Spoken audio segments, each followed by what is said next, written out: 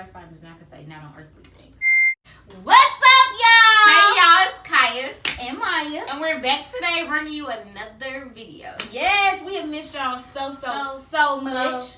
So today we're going to be talking about how to survive the pandemic, or how we've been surviving the pandemic and just making it through, like our ups, our downs, and just going to talk about where we are right now in this point in life. And we want to start off with a scripture, and you know it. Scripture is Colossians 3:2. Set your mind on things above and not on earthly things. Let me say it again. Set your mind on things above and not on earthly things. That is pivotal for surviving the pandemic and for making your way through life in general, not just during a pandemic. Right. So trying to be earthly, trying to be worldly, trying to keep up with others, that is a setup for failure. Yes. So comparison is the thief of joy. Say it. Comparison is the thief of joy. It literally is a thief of joy. If you're sitting around, which we have a lot of of us sitting around looking at your phone, looking at social media, seeing what other people have going on, 9 times out of 10 you're going to be comparing yourself to them. And you never want to fall into that comparison thing, because it's literally depressing. Yes, and you have to detox. Like, literally, when the pandemic started, our church was on a fast, and I was off of social media. Got back on social media, and oh my goodness, I hit social media hard because I had nothing else to do. Like, I was at home, and I was on social media so much. So, like, but they don't know why you were at home. Because of the pandemic. Okay, so let's start off with a little basics. So when the pandemic started, I was working from home. We started working from home indefinitely. And then around like April, the beginning of April, I was furloughed. And starting out, I was a little nervous or whatever. And I was just like, oh my goodness, what does this mean? But luckily, unlike many companies, my job still paid me a percentage of my salary, which was a plus. But after a while, I just grew weary, to say the least, and I just got bored. I just got complacent. And when I was initially furloughed, I started out on YouTube heavy. I was ready. I was like, yeah, we're going to do this, and it's going to work out amazingly, okay? TikTok, everything. Like, we hit the ground running, but it didn't last long. Like, I grew into a slump. I was down, and I was just, I don't know, I guess I was confused. It was new to me. I was used to getting up Monday through Friday, going to my corporate job and working. Even when I was at home, I was used to waking up and having to work until 5 o'clock. And so it was really new for me, and it honestly hit me pretty hard. I didn't realize it, but over time, you just grow into being on social media, waking up, watching TV, and not doing anything productive. And so it just hit me hard. Like, I lost adrenaline on YouTube. I lost it all, basically. I was just kind of down, and I just didn't know what to do, really. Well, we were working out. And working out, so we were working out. We did start off working out heavily. And we've continued that. That's one thing that has remained, working out. And it's healthy. Like, it's healthy for your mind, it's healthy for your body. So we did continue to work out, and that's what we started. Well, working out from home is what we hit the ground running doing when the pandemic hit. And so my job, I didn't lose my job. I wasn't furloughed. I didn't lose any time. When the furlough first, not the furlough, when the pandemic first hit, of course, we were ordered to work from home. And then work was pretty chill. Like, it was just a normal workload. I was still able to, chill and get a, like, relaxing vibe, kind of. And then we started ramping up, like, super quick. Like, I was busy nonstop, and I still am to this day. I'm super duper busy. So, I don't regret it, because I know everything happens for a reason, but I really wish when I had more time to do YouTube, I would have been doing YouTube and, like, using my time wisely. So I would say that's one tip for if we go back into quarantine, if we slow down again, if everything shuts down, use your time wisely. Like, you don't have to be at home writing a book or filming a movie or whatever it is you want to do, but use your time wisely, whether it's in the Word or spending time with your family, or, well, as much as you can, since we're supposed to be quarantining and social distancing. Just doing things that will benefit you in the long haul and benefit your mental and your physical. Yes. So why did work gets stressful due to the pandemic, what did they do? What did your job do that made it more stressful? Well, I would say just working from home and the workload. So the not having access to the normal technology that I would usually have. So being in the office, having this printer the size of me, scanning, stuff like that. So we had to get really creative with things. I had to start using DocuSign a lot, which took up a nice amount of time. I had to start calling people from my cell phone and stuff like that. Even though I was able to, I'm able to get reimbursed for it, it was still just like little changes that ended up piling up, and so it makes the job a little bit more stressful than it has to be, because I can't be in the office and I don't have access to all the technologies and little trinkets that we have in our office. Right. Okay. So that's what I would say. Okay. Another thing that kind of got to us during the pandemic was moving. We planned to move into a house. I planned to buy my first house, and I planned to move out of this apartment, which I like the apartment. There's nothing wrong with it, but I'm sick of paying rent. I just want my money to work for me. So I was kind of down about that. Like, I was planning all year to move out and get a house. I was so ready. I was like, Kaya, you're going to be my roommate. I'm going to kick you out if you make me mad. And I was so ready for it, but things didn't work out because of the pandemic and me being in furlough.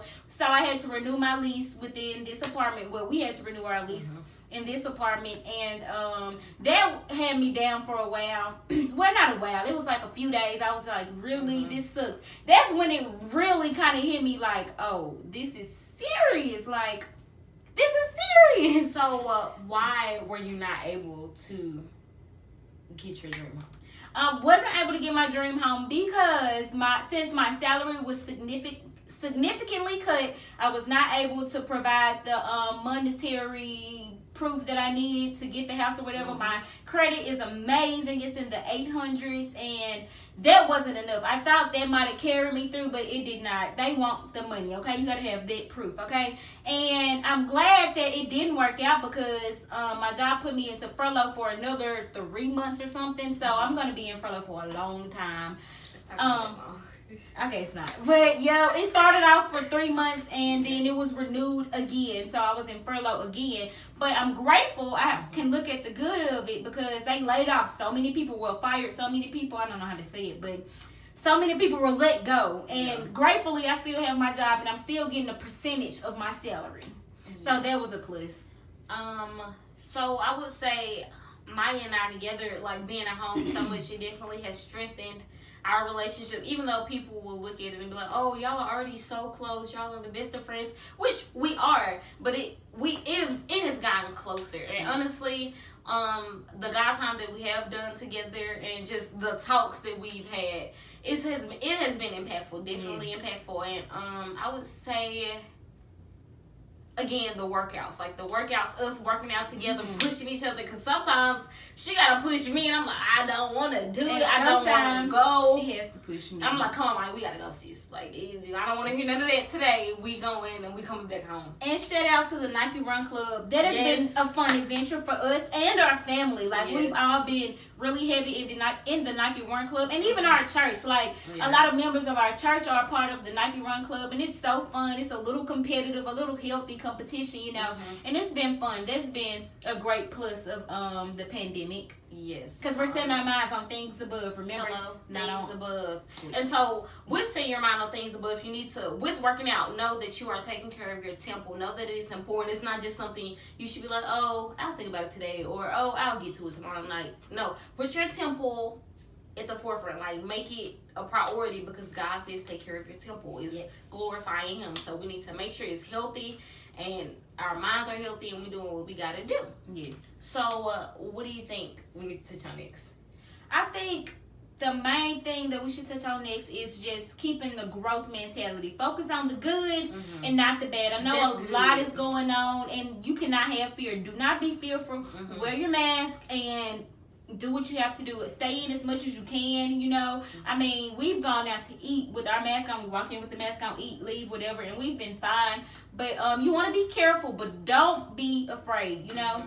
Things, you have to focus on the good things. You can't focus on all of the bad. Like, I wasn't able to get a house this year, but I can look at it as I'll probably be able to get a much better house than I was going to get this year. Much cheaper, and it'll probably be like much better than I could have imagined, like exceedingly abundantly above all that I could think or ask. Okay. And so I'm not going to let it keep me down. Like, I like where I live now. I was just sick of paying rent, but all things are going to work for my good, because that's the kind of Lord that I serve. He's going to work it out in my favor. So I didn't dwell on it for long. I was down. You know, disappointment is a real thing. I was down, but I'm not going to hold on to it and, you know, just dwell on it for long. And that's why you need people in your corner that's like, hey, like, look at the other side of this. Yes. So when she was first down, I was like, Maya, like, think about the bigger picture. Like, God said no for a reason. It wasn't, it might not be a definite no. He's preparing something better for you. So you just have to keep that in your mind. And we had people really close to us pouring into us as well. Like, hey, remember this. Hey, I'm checking on you. Hey, keep hope here. Hey, believe here. Do this, do that. So it was so amazing. And I definitely want to shout out to my church, because they played a major part in us staying uplifted and steadfast during this time. Yes, church. Online church, it was different. I was not feeling it at first. Well, I'm always feeling the word, but I just was used to going into church and serving and helping and all of that. So it was very different for us. That was another thing. Would you say we are called to serve in some form of Yes. Oh, yes. I love serving. I love going to church. Yeah. Oh, my goodness. And since the pandemic, oh, my God. Now, during praise and worship, sometimes I could praise, I could worship, I'd be all in it. But now, I'm boo-hooing the entire time. Like, I am feeling it like never before. And I'm so grateful for that. Like, extremely grateful for that. What were you going to say? What were you going to say? I was going to say, spending time in the Word. When it started off, I was in it, then I had fell off a little bit, and now it has picked up tremendously, and I'm so grateful for that. I've been reading different books, Fervent being one of them by Priscilla Shirer. It's a great book. You should pick it up. It was on sale at Hobby Lobby for $10. So, yeah. Devotionals. I love Jesus Calling. That is a great devotional. She put me on, and listen, that thing is top notch. It hit every day. Like, whatever we're going through is hitting. It's seriously. My old supervisor, my chief accounting officer from the job I used to work at the bank, she got it for me as a departing gift, because I was moving back home. And oh my goodness, it is such a blessing. I love that book. And it's a devotion for each day of the year. I will have that book forever. Amazing. It's amazing. And you can use it each year. I'm buying one. Maybe 3. I want one in every room. Like, it's amazing. That's how much I love. And it might be a little different, because she has one for each year, I think. She does? I'm not sure. If she does, I want every year. But yeah, that has been helping me a lot, reading the word. Grit and Virtue, it's a email devotional. Yeah. Oh my goodness, it has been really uplifting me and driving me to do what I know I'm called to do.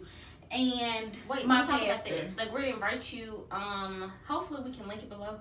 I found it doing a devotional on the Bible app, and I was like, Maya, you gotta subscribe to these, because they on fire over there. Like, they telling us what to do. Like, it's so prophetic and it's so good. And so we've been subscribed with about a year now. 2 years, probably 2 years, maybe even 3 years, 2.5 years.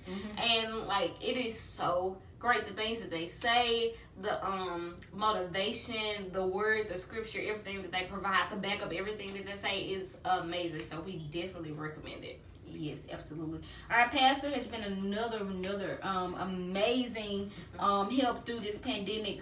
She is just a blessing. Her love, her care, her guidance has been just amazing. And we're so grateful for it. Yes, and her lives, like everything is just. She does lives on Facebook. Yes, and they bless me like no other. They will bless your socks off. So follow Pastor Tara Crawford. Okay.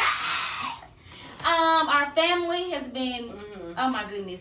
We've been having fun. They've been a great help. They go to church with us as well, and we've just been having so much fun trying to find and do the best that we can in the midst of all of this and not be down. We try to have fun like we always do, and that has been very, very, very, very helpful, you know. But I will say, finding safe fun is challenging. Yeah. It is super challenging in this time, but it's possible. It's definitely possible. And I will say, if you are a caregiver or something similar to that. Just be cautious of what you're doing, who you're around, where you go, how you go there, like things like that. Just be cautious. Like, don't just, I don't know what. Put yourself in danger or other people in harm's way. Don't put other people in harm's way just for your own delight. Like, Yes. So we want y'all to let us know how y'all have been making it. Keep us posted. We're just trying to make it the best we know how. We're trying to keep the man in control. It's been a difficult time. Things haven't been perfect at all. We're still making it, and we're still just taking it day by day. We're blessed through it all, and as the scripture said, we're gonna set our minds on things above and not on things of this earth, because the best is yet to come. Oh, and I want to say we're taking this time to really delve into counseling. Yeah. So get a therapist and focusing, like I said, on our mental health as well as our physical health. And my boyfriend and I, when the pandemic started, we were in the Bible app strong. We were devotionaling together and things like that. And so we were both about to begin therapy. We started pre-engagement counseling. We decided to put that on pause for a little bit so that we can really delve into our personal sessions. What is it called? I don't know. Our personal therapy sessions, whatever. So we can delve into those, and then we're gonna pick back up with our pre-engagement / premarital sessions once we are, deep into ourselves and healing, uprooting this stuff. And so Maya is about to do the same as well. So we're not playing. Like, we want to be the best we can be. We want to be healed, whole, and full of love. We want to be love, not just give love. And what better time than now? Right. God is love. So if you don't love God, then what are you doing? Yes. And lastly, we're about to go all in on YouTube. Y'all, we say we're gonna be consistent every time. It's hard. It's hard. But God. Okay. But God. Okay. We're gonna try our best. We're gonna try to push out 2 to 3 videos a week. Hold us to that. And we're so excited, and we are so thankful that y'all are on this journey with us, and we can't wait. And I want to say here to hold myself accountable, because so many people have been asking for makeup tutorials and in-depth this and that, blah, blah, blah. So I really want to do a makeup series, for Makeup 101. Because she taught me. Most people know how to do, a lot of people know how to do makeup. I'm not going to say most. A lot of people know how to do makeup. And a lot don't. But for those who don't know how to do makeup, maybe coming out of high school, going to college, maybe never liked makeup but want to get into it now, I want to do something really simple and really detailed for you guys, because I don't want to leave y'all out. I want y'all to catch the beat. Okay? She taught me. Literally, she's still teaching me. I don't know it all. She is still teaching me and working with me, and she's great. Myself. She's great. So we can learn together. Here, in my makeup series. We're going to do it. And I got the hair coming, the fashion coming. We bought. That's another thing my we've done. We shopped a little bit. We shopped a little bit. A lot bit. We've shopped so much. So we got some hauls coming. Amazon. Hello. Shein. Yeah. H&M. Oh, H&M. They had a good sale, y'all. But anyway, we love y'all, and we thank y'all for watching this and joining us on this journey. Yes, supporting us, loving us. We love y'all. We love y'all so much. We are praying for y'all. We hope y'all are praying for us. Until next time, we love y'all. Stay prayed up. Boss up. Boss up.